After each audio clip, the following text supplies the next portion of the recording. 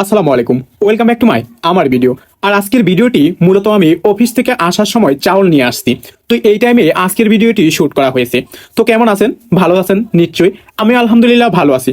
তো চাউল নিয়ে আসলাম, মূলত আমার চাউল শেষ হয়ে গেছে, বুঝতেই পারছেন। একা থাকি, ভাত তো খেতেই হবে, তাই না? তারপর আসলে মূলত অফিস থেকে আইলাম না, খিদা লাগছে। আর পাশের রুমের ভাবি পিঠা বানাইছিল, মূলত আমাকে পুলি পিঠা দিছিল, ওই পিঠাগুলো খাইলাম। পিঠাগুলো খাওয়া শেষ করে তারপর একটু পানি খাবো।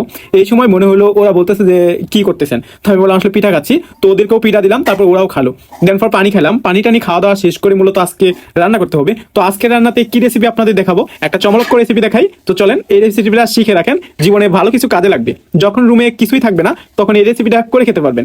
রুমে যদি আপনার বেগুন থাকে, তবে আপনি এই রেসিপিটা করে ফেলতে পারবেন।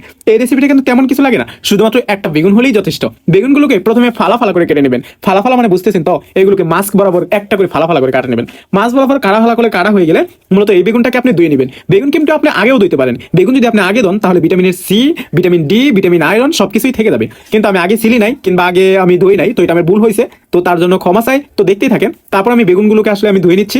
বেগুনগুলো ধুয়ে নেওয়া শেষ হয়ে গেলে বেগুনগুলো আমি অন্য একটা পাত্রে উঠিয়ে নিব। আর এই বেগুনগুলো উঠিয়ে নিয়ে বেগুনের মাঝখানে আমি কি দিই, এটা শুধু দেখে যান।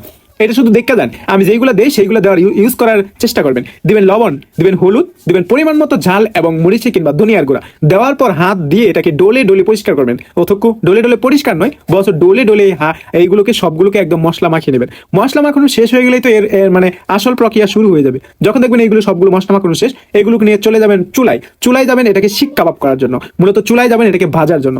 মূলত আমি যখন বাজারতে গিয়েছি, তখন যদি আমার ভাত এখানে হয়ে গেছে, তো আমি ভাতটা এক পাশে নামিয়ে রাখলাম, আর আমার কড়াইয়ে দিয়ে দিলাম চুলায় দিয়ে দিলাম কড়াই। তো চুলাতে কড়াই দেওয়ার পর এখানে দিয়ে দিতে হবে সোয়াবিন তেল। তো দিয়ে দিলাম আমি সেই সোয়াবিন তেল। সোয়াবিন তেল কিন্তু আপনারাও খাবেন, সোয়াবিন তেল সবারই খাওয়া উচিত, তবে খোলাটা না, প্যাকেটেরটা।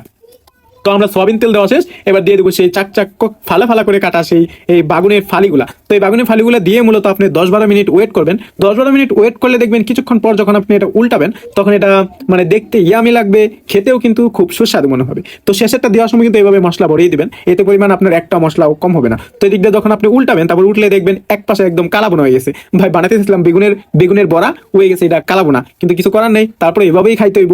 তো আর কিছুই করার নেই। তো আপনারা চাইলে কিন্তু এটাকে একটু লাল লাল করে ভেজে নিতে পারেন, একদম কালাবোনা বানানোর কোনো দরকার নেই। তো আমি যেহেতু কালাবোনা বানিয়েছি, একবার কালাবোনা করেও খেয়ে দেখতে পারেন, খুবই মজা লাগবে। এদিক দিয়ে আমার রান্না বান্না শেষ, এবার আমি রুমে চলে এসেছি। দেন পর রুমে এসে আমার প্লেট খড়িয়ে ভাত বেড়ে নিচ্ছি। ভাত বেড়ে নিতে নিতে মনে হলো বেগুন বলার সাথে অন্য কিছু হলে কিন্তু ভালো হতো, কিন্তু আজকে তো তার কোনো উপায় নেই, কারণ শর্টকাট রান্না করেছি, বুঝতেই পারছেন আমার রান্না সবসময় শর্টকাটই। তো একটা বেগুন বড়া নিলাম, আর এদিক দিয়ে গরম ভাত, দুয়াটা গরম ভাত আর বেগুনের বড়া একসাথে মিক্স করে যখন আপনি মেখে মুখে দিবেন, বিসমিল্লাহ, এটা একটা ওভার টেস্ট ছিল, আসলে ওভার টেস্ট। শীতের সময় বেগুন বড়া দিয়ে ভাত খেলে আসলেই ভালো লাগে। এই মূলত ছিল আমার আজকের ভিডিও। যদি আমার ভিডিওটি ভালো লাগে, প্লিজ লাইক, কমেন্ট, শেয়ার করবেন এবং ভালো থাকবেন। Tata, good bye. আজকের মতো বিদায় এখানেই।